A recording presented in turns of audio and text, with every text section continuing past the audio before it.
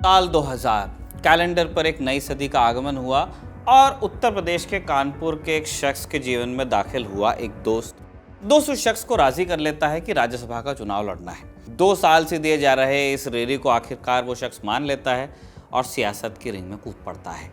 राज्यसभा का चुनाव है।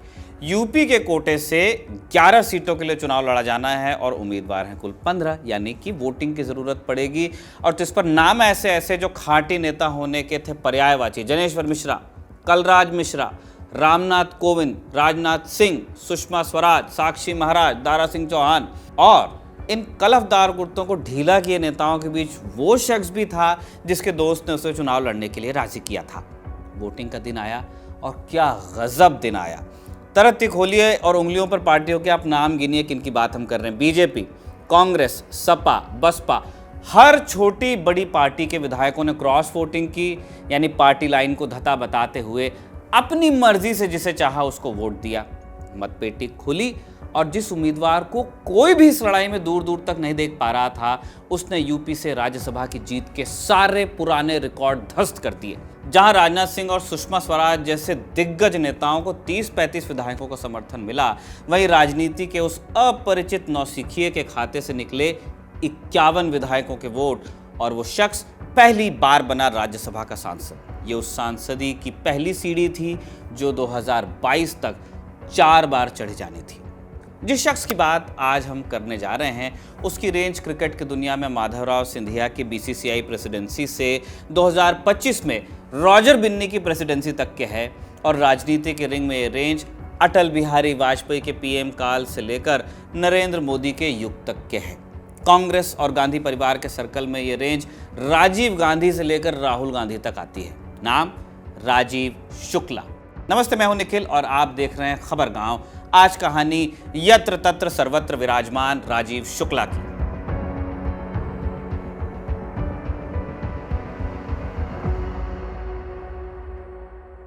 नाइन्टीज के नॉस्टैल्जिया का जब भी जिक्र छिड़ेगा, लोगों को उदित नारायण की आवाज सुनाई देती है। उदित नारायण की खिली हुई आवाज में एक गाना बड़ा चर्चित है, कैसी सरहदें कैसी मजबूरियां, मैं यहाँ हूँ यहाँ हूँ यहाँ हूँ यहाँ। उसी ज़माने की पॉलिटिक्स का बखान जब होता है तो लोगों को बिहार के मुखिया नीतीश कुमार का उभार याद आता है और फिर याद आता है पटना की सड़कों पर 2.5 दशक बाद के वो पोस्टर जिन पर नीतीश की मुस्कुराती तस्वीर के साथ लिखा मिलता है, नीतीश सबके हैं। क्या कनेक्शन है उदित के उस गाने और नीतीश के उस पोस्टर में? कनेक्शन तो सीधा खास नहीं, लेकिन एक भाव ज़रूर है, मौजूदगी का भाव, हर जगह उपस्थित होने और सभी के साथ मिलनसार होने का भाव। और इसी भाव में सराबोर दिखते हैं कांग्रेस नेता और राज्यसभा सांसद राजीव शुक्ला। 2002 में नेटवर्स ट्रॉफी जीतने के बाद ऐतिहासिक लॉर्ड्स की बालकनी में भारतीय टीम के कप्तान सौरव गांगुली जब अपनी टी शर्ट निकालकर हवा में लहरा रहे थे तो उनके बगल में राजीव शुक्ला ताली बजा रहे थे। 2024 में टी20 वर्ल्ड कप जीतने के बाद भारतीय क्रिकेट टीम मुंबई की सड़कों पर ओपन बस में परेड कर रही थी, तब भी राजीव शुक्ला भारतीय टीम के कप्तान रोहित शर्मा के बगलगीर दिखे। जब नरेंद्र मोदी विधायक भी नहीं थे और राष्ट्रीय स्वयंसेवक संघ के प्रचारक बनकर संगठन के लिए काम करते थे, तब राजीव शुक्ला उनका इंटरव्यू कर चुके थे। आज जब नरेंद्र मोदी प्रधानमंत्री बन चुके हैं तब भी राजीव शुक्ला बतौर राज्यसभा सांसद और बीसीसीआई वाइस प्रेसिडेंट सक्रिय है। सोशल मीडिया पर राजीव शुक्ला नए सिरे से ट्रेंड में हैं। वजह है उनकी एक तस्वीर। भारत में कोल्डप्ले का कॉन्सर्ट चला और कोल्डप्ले के ही एक आर्टिस्ट क्रिस मार्टिन के साथ एक कार्यक्रम के दौरान राजीव शुक्ला उनके साथ नजर आ गए और ये तस्वीर उन्होंने एक्स पर पोस्ट भी की और उसके बाद एक्स पर मीम्स और चुटकुलों की बाढ़ आ गई कि कहां कहां नहीं है राजीव शुक्ला। 13 सितंबर 1959 को उत्तर प्रदेश के कानपुर में जन्मे राजीव शुक्ला की शुरुआती पढ़ाई लिखाई कानपुर में ही हुई। पहले पंडित पृथ्वीनाथ कॉलेज और फिर क्राइस्ट चर्च कॉलेज से पढ़ाई करने के बाद राजीव ने विक्रमजीत सिंह सनातन धर्म कॉलेज से लॉ की पढ़ाई की। हालांकि लॉ की डिग्री हासिल कर वो वकील नहीं हुए बल्कि पत्रकारिता का पेशा उन्होंने चुन लिया। पत्रकारिता के पेशे में आने के कुछ सालों बाद ही पॉलिटिकल बीट कवर करते हुए खुद को स्थापित करने वाले राजीव शुक्ला की पहली बाइलाइन 1978 में कानपुर से प्रकाशित होने वाली नॉर्दर्न इंडिया पत्रिका में छपी थी। नॉर्दर्न इंडिया मैगजीन का नाम था। तब कानपुर में एक रेल हादसा हुआ था जिसकी खबर शुक्ला ने लिखी थी। 1984 में जब लोकसभा के चुनाव हुए और 400 से ज्यादा सीटों के साथ कांग्रेस की सत्ता में वापसी हो गई तो प्रधानमंत्री बने राजीव गांधी। राजीव की सरकार में वित्त मंत्री बनाया गया विश्वनाथ प्रताप सिंह यानी वीपी सिंह को। इस वक्त तक राजीव शुक्ला कोलकाता बेस्ड एक साप्ताहिक मैगजीन रविवार के रिपोर्टर हो चुके थे। जिस वक्त की बात हो रही है, कोलकाता को कहा जाता था कलकत्ता। 1986 में रविवार मैगजीन में वीपी सिंह को लेकर एक इन्वेस्टिगेटिव रिपोर्ट छपी जिसमें वित्तीय अनियमितताओं के इल्जाम लगे। हम उस रिपोर्ट की डिटेलिंग में तो नहीं जाएंगे क्योंकि वो खुद में 10-15 मिनट की वीडियो लायक कहानी है, लेकिन यहाँ ये बताना ज़रूरी है कि वीपी सिंह की जो मिस्टर क्लीन वाली छवि थी, उस पर सवालिया निशान खड़ी करने वाली उस रिपोर्ट को लिखने वाले रिपोर्टर का नाम भी राजीव शुक्ला ही था। राजीव शुक्ला अपने इंटरव्यू में खुद बताते हैं कि उस रिपोर्ट की वजह से दो चीज़ें हुई। पहली तो वीपी सिंह खफा हुए और दूसरा ये कि वीपी सिंह के बॉस और सरकार के मुखिया राजीव गांधी से राजीव शुक्ला की नज़दीकी बढ़ी, और ये नज़दीकी इस हद तक बढ़ी कि राजीव गांधी के साथ करीब 27 बार वो पत्रकार के तौर पर विदेश दौरों पर गए। दरअसल तब एक परंपरा सी थी कि जब भी देश के प्रधानमंत्री या राष्ट्रपति विदेश दौरे पर जाते थे तो अपने साथ कुछ चुनिंदा पत्रकारों को भी लेके जाते थे, उसी फ्लाइट में जिसमें प्राइम मिनिस्टर या राष्ट्रपति खुद जाते थे। विदेश दौरों की अब बात चल गई है तो यहीं एक किस्सा और लीजिए आप। 1994 का साल था और प्रधानमंत्री थे पीवी नरसिम्हा राव। 15 मई को नरसिम्हा राव अमेरिका के दौरे पर पहुंचे और उनके साथ भारत के कई पत्रकार थे। अमेरिका के व्हाइट हाउस में तत्कालीन राष्ट्रपति बिल क्लिंटन के साथ एक मीटिंग होनी थी और मीटिंग में कुछ अमेरिकी और कुछ भारतीय पत्रकार भी रहने वाले थे, लेकिन व्हाइट हाउस ने भारतीय डेलीगेशन को इत्तला कर दी कि जगह कम है, इसलिए आपके प्राइम मिनिस्टर के साथ 5 रिपोर्टरों को ही अंदर आने देंगे। अब पत्रकार तो 5 से ज़्यादा थे। ऐसे में सबके नाम लिखकर एक डब्बे में डाले गए और लॉटरी निकली। लॉटरी में 4 पत्रकारों के साथ एक नाम कानपुर वाले उस पत्रकार का भी था जिसकी कहानी हम सुना रहे हैं, यानी राजीव शुक्ला। ये वो दौर था जब राजीव शुक्ला की छवि उस पत्रकार के तौर पर बन चुकी थी जिसके कनेक्शन हर पार्टी, हर नेता के साथ थे। अगर एक पार्टी में कई फैक्शन है तो हर फैक्शन के साथ थे, और ये कनेक्शन इस हद तक थे कि राजीव गांधी तक शुक्ला के घर पर डिनर के लिए आ जाते थे। इसी का नतीजा था कि अपने पॉपुलर इंटरव्यू शो रूबरू में वो सोनिया गांधी से लेकर अटल बिहारी वाजपेयी तक के इंटरव्यू कर चुके थे। राजीव ही वो पत्रकार थे जिन्होंने सबसे पहले सोनिया गांधी का हिंदी में इंटरव्यू किया। इंटरव्यू तो राजीव शुक्ला ने आज देश के प्रधानमंत्री बन चुके नरेंद्र मोदी का भी किया, वो भी तब जब मोदी विधायक नहीं थे। मोदी राष्ट्रीय स्वयंसेवक संघ के प्रचारक थे और दिल्ली में अपने एक सांसद दोस्त के घर पर रहते थे। तब शुक्ला ने इंटरव्यू किया उनका। राजीव शुक्ला बताते हैं कि बीजेपी के अरुण जेटली और नरेंद्र मोदी बड़े अच्छे दोस्त थे और ये इंटरव्यू जेटली के मार्फत ही हुआ।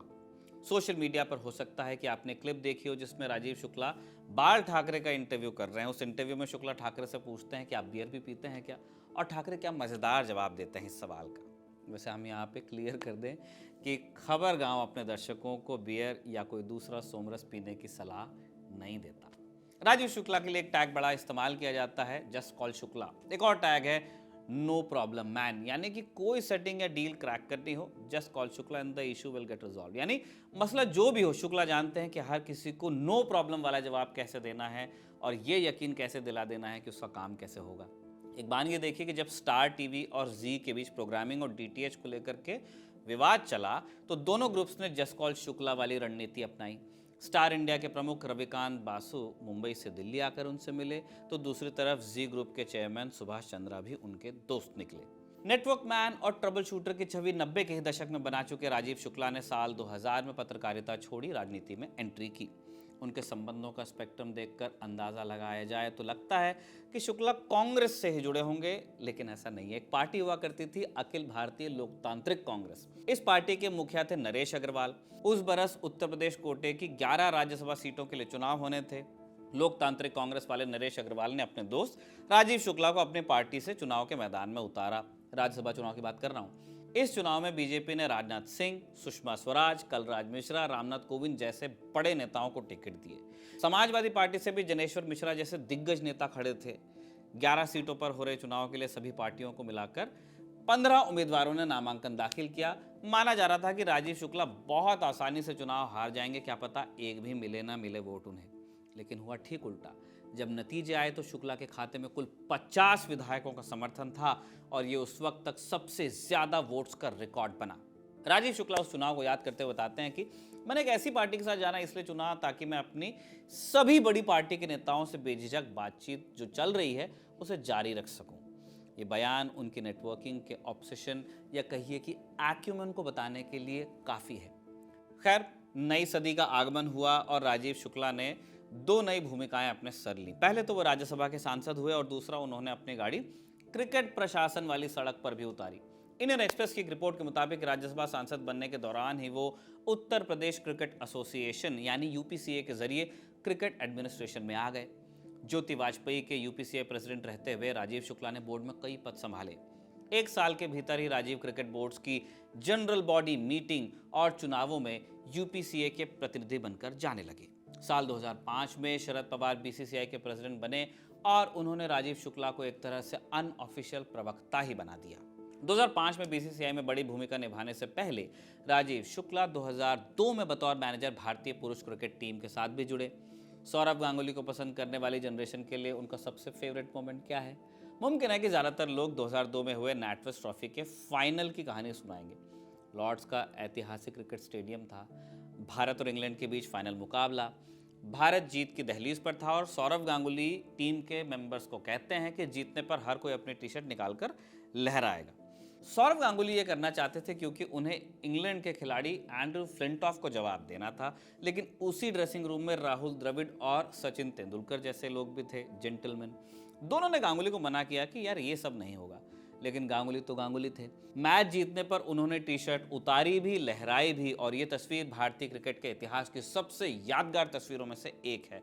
और इसी तस्वीर में गांगुली के बगल में राजीव शुक्ला हवा में मुट्ठी भींचे जीत का जश्न बनाते कैद हुए हैं। 2008 में आईपीएल का बीज रोपने में ललित मोदी के साथ जिन लोगों का नाम लिया जाता है उनमें से एक राजीव शुक्ला भी है। पुराने क्रिकेटर या दर्शकों का एक वर्ग भले आईपीएल को यह कहकर कोसता हो कि इसने क्रिकेट को बर्बाद कर दिया क्योंकि खिलाड़ी टेस्ट क्रिकेट की टेक्निक पर जोर देने के बजाय दे छक्का दे चौका में ही यकीन रख रहे हैं, लेकिन आईपीएल का एक पक्ष ये भी है कि इसने क्रिकेट को एक प्रोफेशनल करियर के रूप में स्थापित किया। आज कोई बच्चा अपने घर वालों के सामने क्रिकेट खेलने के सपने का इजहार करेगा तो माँ बाप ये नहीं पूछेंगे कि कमाओगे क्या, खाओगे क्या। दिलचस्प ये है कि जिन ललित मोदी के साथ मिलकर राजीव शुक्ला ने आईपीएल की नींव डाली, उन्हें ही जब 2010 में वित्तीय अनियमितताओं के मामले में किनारे लगाए जाना था तो इस फैसले के मैसेंजर भी राजीव शुक्ला ही हुए। 2011 में राजीव शुक्ला को आईपीएल का चेयरमैन बनाया गया। आप याद कीजिए कि 2008 में ग्रैंड लोकप्रियता के साथ शुरू हुए आईपीएल के लिए ये साल मुश्किल था। पुराने स्पॉन्सर साथ छोड़ रहे थे और व्यूअरशिप भी धड़ाम हो रही थी। फ्रेंचाइजी के मालिक घाटे का सामना कर रहे थे। 2011 में आईपीएल चेयरमैन की कुर्सी पर बैठने के बाद शुक्ला ने पेप्सी के साथ 396 करोड़ रुपए में डील की और कंपनी आईपीएल की नई स्पॉन्सर बनी। 192 देशों में आईपीएल टेलीकास्ट हुआ और पहली बार व्यूअरशिप 100 मिलियन पे पहुंची। राजीव शुक्ला के खाते में सिर्फ उपलब्धियां ही नहीं हैं, विवाद भी हैं। 2013 में ही आईपीएल में करप्शन का इल्जाम लगा तो उन्होंने चेयरमैन के पद से इस्तीफा दिया। हालांकि 2015 में फिर से इसी कुर्सी पर वो बैठ भी गए। 5 साल बाद दिसंबर 2020 में वो बीसीसीआई के वाइस प्रेसिडेंट भी बने। क्रिकेट एडमिनिस्ट्रेशन के साथ साथ उनकी राजनीतिक पारी भी बेरोक-टोक चलती रही। पहले ही हमने बताया कि सन 2000 में लोकतांत्रिक कांग्रेस के टिकट पर राज्यसभा सांसद बने। 2003 में इस पार्टी का कांग्रेस में विलय हुआ और इस तरह राजीव शुक्ला भी कांग्रेस के राज्यसभा सांसद हो गए। 2018 तक वो लगातार 3 बार राज्यसभा सांसद बने। 2018 में शुक्ला को कांग्रेस पार्टी ने गुजरात से टिकट तो दी, लेकिन वो नामांकन दाखिल नहीं कर पाए। अब ये जो नामांकन दाखिल न कर पाने की कहानी है, जो वो खुद बताते हैं, वो बड़ी दिलचस्प है। राजीव दावा करते हैं कि नामांकन के आखिरी दिन सुबह 11 बजे उन्हें राहुल गांधी का मैसेज आया कि गुजरात कोटे से राज्यसभा के लिए आप नॉमिनेशन भरो, लेकिन नॉमिनेशन का समय था दोपहर 3 बजे तक और राजीव शुक्ला थे दिल्ली में। कोई फ्लाइट मिली नहीं, जिसकी वजह से गुजरात जाकर नॉमिनेशन फाइल नहीं कर पाए, ये वो खुद कह रहे हैं। हालांकि एक थ्योरी ये भी चलती है कि राजीव शुक्ला को लगा कि गुजरात कोटे से उनके लिए सांसद बनना मुश्किल होगा, इसलिए उन्होंने पर्चा भरा ही नहीं। 2020 का साल आया, एक बार फिर कांग्रेस ने राजीव शुक्ला को गुजरात कोटे से ही टिकट दिया, लेकिन इस बार गुजरात कांग्रेस के विधायकों ने ही विरोध कर दिया, जिसकी वजह से उन्हें टिकट लौटाना पड़ा। 4 साल के इंतजार के बाद 2022 में पार्टी ने गांधी परिवार के इस बेहद करीबी नेता को छत्तीसगढ़ से टिकट दिया और वो चौथी बार सांसद बनकर राज्यसभा पहुंचे। 4 बार राज्यसभा की सांसदी जीतना हो या फिर पिछले 25 सालों से बीसीसीआई में मिले अलग अलग पद, हर दौर में राजीव शुक्ला के लिए फसल हरी भरी ही रही। यूपीए की सरकार में जब डॉक्टर मनमोहन सिंह प्रधानमंत्री थे, तब राजीव संसदीय कार्य एवं योजना राज्य मंत्री थे। स्कार्स ऑफ 1947 किताब के इस लेखक यानी कि राजीव शुक्ला की तुलना यूपी से आने वाले एक और अक्रॉस द फील्ड अपने कनेक्शंस के लिए चर्चित नेता अमर सिंह से भी होती है। बॉलीवुड के सबसे बड़े सितारों से लेकर देश के बिजनेस टाइकून्स राजीव शुक्ला के एक कॉल की दूरी पर बताए जाते हैं। केंद्र में कांग्रेस की सरकार हो या बीजेपी की सरकार हो, बीसीसीआई में शरद पवार की धमक हो या गृह मंत्री अमित शाह के बेटे जय शाह की, हर रिजिम में राजीव शुक्ला अपनी कुर्सी पर तो दिखते ही दिखते हैं। राजीव शुक्ला के सीवी में एक प्रोडक्शन कंपनी का नाम भी शुमार है, BAG फिल्म्स। पूरा नाम आप सुनिएगा ध्यान से, भगवान अल्लाह गॉड फिल्म्स। 22 जनवरी 1993 को राजीव शुक्ला ने अपनी पत्नी अनुराधा प्रसाद के साथ मिलकर एक प्रोडक्शन हाउस शुरू किया था। अनुराधा प्रसाद कौन है ये भी बता देते हैं। एक और परिचय उनका है कि वो भाजपा नेता रविशंकर प्रसाद की बहन है। BAG फिल्म्स ने अपने शुरुआती दिनों में दूरदर्शन के लिए कई कार्यक्रम बनाए। इस प्रोडक्शन कंपनी के बैनर तले जिन मशहूर कार्यक्रमों का नाम लिया जाता है उनमें रूबरू, निशान, हकीकत, मितवा फूल कमाल के और लेट्स टॉक वगैरह हैं। अमूमन खबरों में रहने वाले इन्हीं राजीव शुक्ला पर कभी दाऊद इब्राहिम के करीबी रियाज भाटी की पत्नी ने रेप का इल्जाम भी लगाया था। एनआई पर छपी 12 नवंबर 2021 की एक रिपोर्ट के मुताबिक रियाज की पत्नी ने मुंबई के सांता क्रूज पुलिस स्टेशन में अपने पति रियाज, क्रिकेटर मुनाफ पटेल, हार्दिक पांड्या और कांग्रेस नेता राजीव शुक्ला पर बलात्कार और छेड़छाड़ का इल्जाम लगाते हुए शिकायत दर्ज कराई थी। फिलहाल राजीव शुक्ला कांग्रेस से राज्यसभा सांसद हैं, BCCI के वाइस प्रेसिडेंट हैं।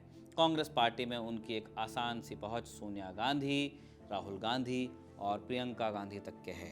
राजीव शुक्ला की असल कहानी अभी जारी है, लेकिन इस वीडियो में उनकी कहानी को हम यहीं पर कंक्लूड कर रहे हैं। ये वीडियो आपको कैसा लगा और राजीव शुक्ला के बारे में आपकी राय क्या है, हमें कमेंट बॉक्स में ज़रूर बताइएगा।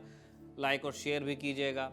ऐसे ही वीडियोस को अगर आप और देखना चाहते हैं तो खबरगांव के YouTube चैनल को सब्सक्राइब कीजिए और बधाई दीजिए आकाश को जिन्होंने इस स्क्रिप्ट को लिखा है और बधाई दीजिए इरशाद को भी जिन्होंने इस वीडियो को रिकॉर्ड किया। आप देखते रहिए खबरगांव।